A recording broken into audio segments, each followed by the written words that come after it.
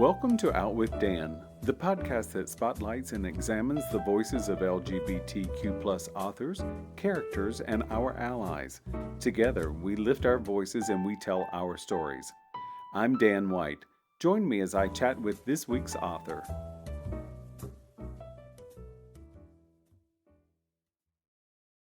Hello and welcome back to Out with Dan. Today I'm excited to talk to Celia Laskey about Under the Rainbow. Welcome, Celia. Hi, thanks for having me. Oh, it's my pleasure. Can you give the audience a little brief synopsis of what this book is about? So Under the Rainbow is about a fictional town in Kansas that I created called Big Bur, and it's named the most homophobic town in the nation.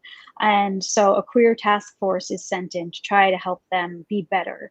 And basically every chapter is a different point of view from some characters from the task force and some characters from the town.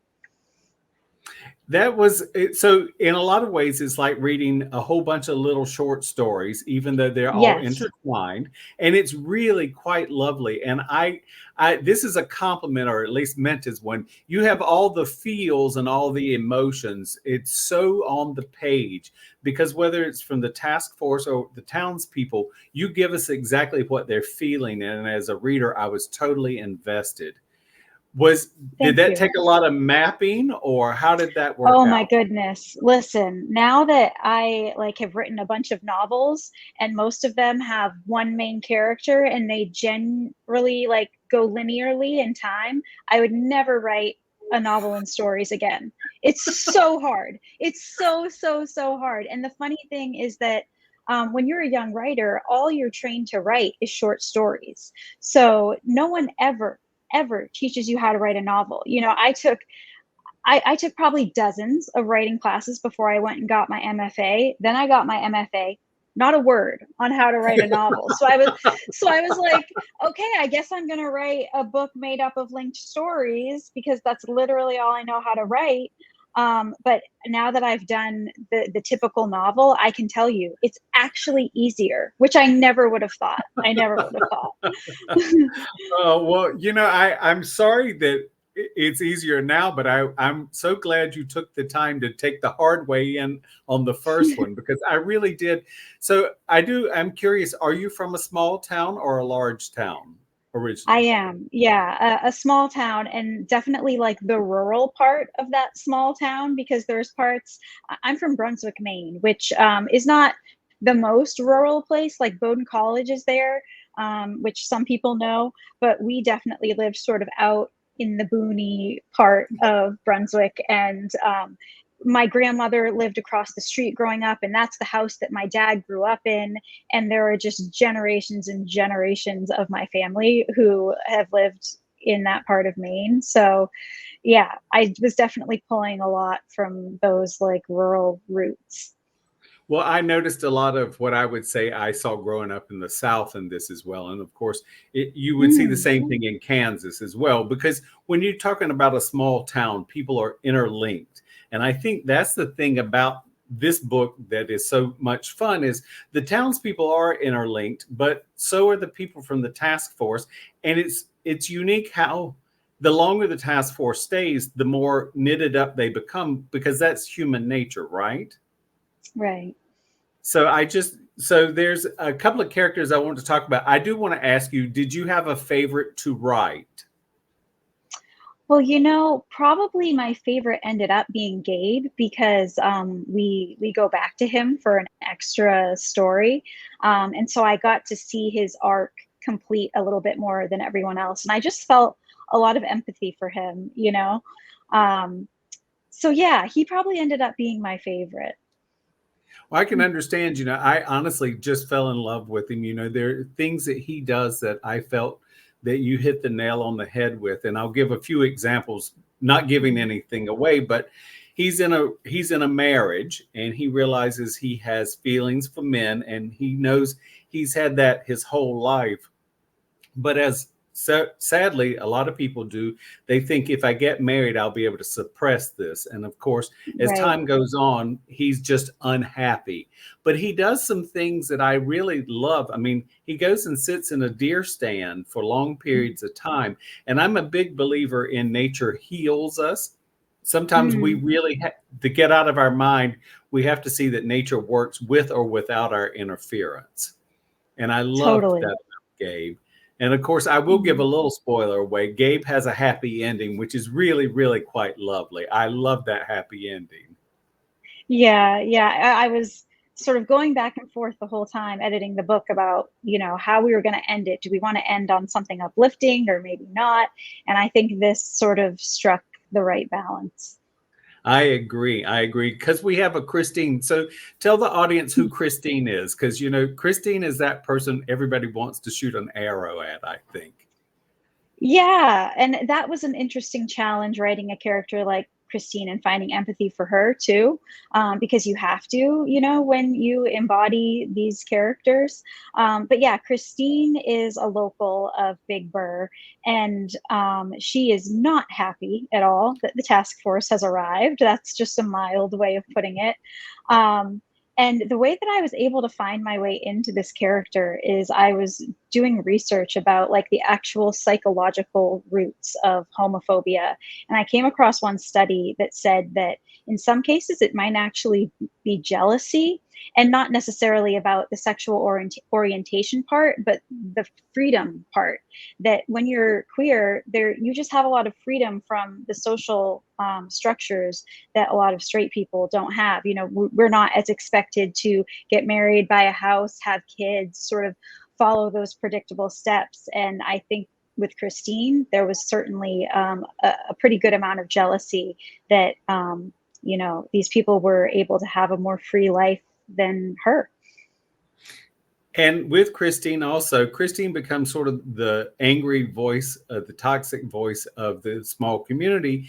And she gets to say and do things that some others really wish they could. But Christine gets to be the mouthpiece because she's got a lot of big stones. So Yeah, yeah. she says some things. So on a different place there, I'm going to do a little quote. So there's a group meeting, and Pammy says that her daughter Katie keeps asking, why are those two ladies holding hands? And I really screamed at you in the book, because it is true. Parents sometimes say their kids say things that really it's the parent who's saying it. That Katie never said that. Katie never looked at that billboard and said there are two lesbians holding hands and that's a problem.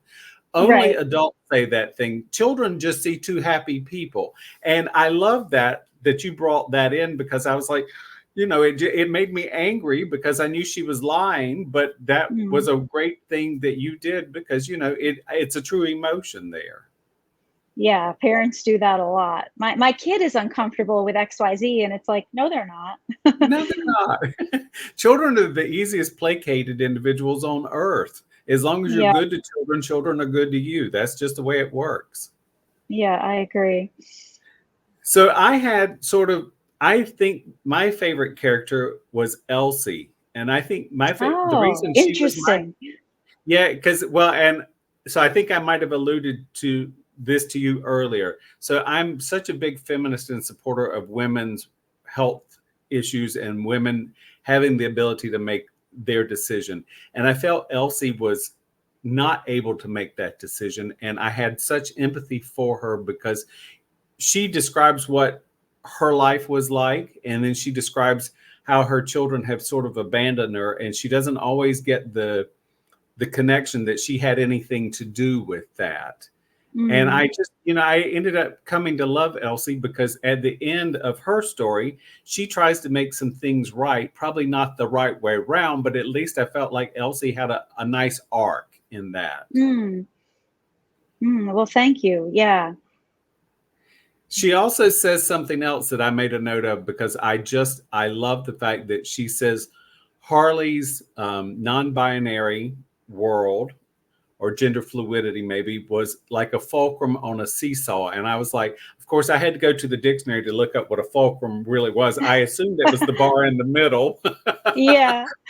but that I was just like, I love that. I love And the see, I fact that don't even remember that I wrote that. So thank you for recalling it for me. oh, it was just lovely. I just thought it was something different. And to give the reader some other things, so we have um, David and Arturo and Miguel. So will you tell us what they have, what their sort of backstory is or their story is? Yeah, so David and Miguel have been a couple for a long time. They've lived in New York City. They come to Big Sur so David can be part of the task force. Um, and I'm like, it's been so many years. I'm like, am I getting this right? And then Arturo, who is Miguel's dad, recently had a health scare. So he comes and moves in with them in Big Sur. And it's sort of cramping their style because they have an open relationship. And, uh, David is really not happy about Arturo being there on many different levels.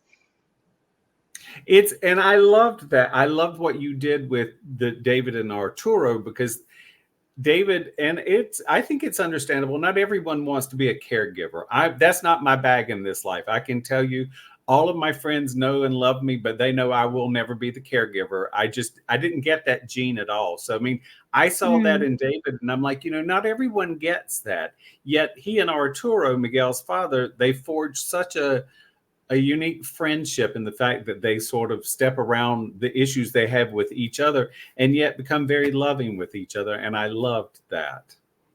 Hmm. Yeah, I was sort of, taking inspiration from my own life a little bit there. Like, well, what would it be like if my in-law, came to live with me, and how would we navigate that? I think I mean, it's something that a lot of people have to go through. And it is Hmm. something, it's certainly a life changer for sure. So Yeah, tell us, and you named one of your main characters Karen, and she's just sort of the opposite. Was that a choice, or that did the was Karen thing come along afterwards? the Karen thing came along afterwards, and it's funny because there was some adaptation stuff happening with Under the Rainbow for a little while, and they were like, "We have to change Karen's name," and I was like, "I completely understand." Yeah, this was before that whole phenomenon. Tell us a little bit about Karen and Avery and their relationship. Yeah, so Karen is the head of the task force, and Avery is her daughter, and they came from LA. And it's funny that Karen is the head of the task force, and I never gave her her own chapter. Um, but yeah, I didn't give her her own chapter. We sort of see her through Avery. Mhm. And Avery is sort of trying to fit in at Big Sur High School, but having come from Los Angeles, it really sort of marks her as an outsider.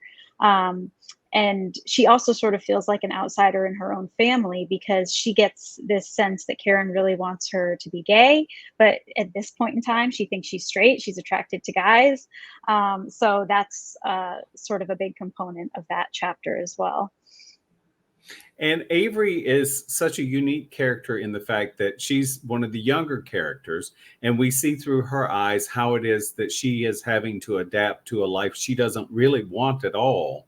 And Mm, it's difficult because I think that that comes with all the emotions we have when we're in middle and high school. How do we fit in? We're the new kid in town and that kind of stuff. And you give Avery such a voice in that, and it's really quite lovely.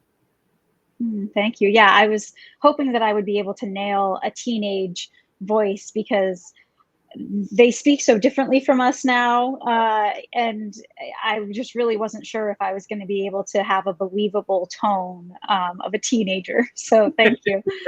It was believable. It was enjoyable as well. And of course, yeah, as a teenager, she can't always see down the road because she's not mature enough to see so far down the road. She sees right here, which is what most teenagers do. There's a beauty to Yeah. that, and there's a shortcoming to that we know as adults. So, yeah, I thought you Hmm. nailed it really well. So, since Under the Rainbow, you've written other books. Is that correct?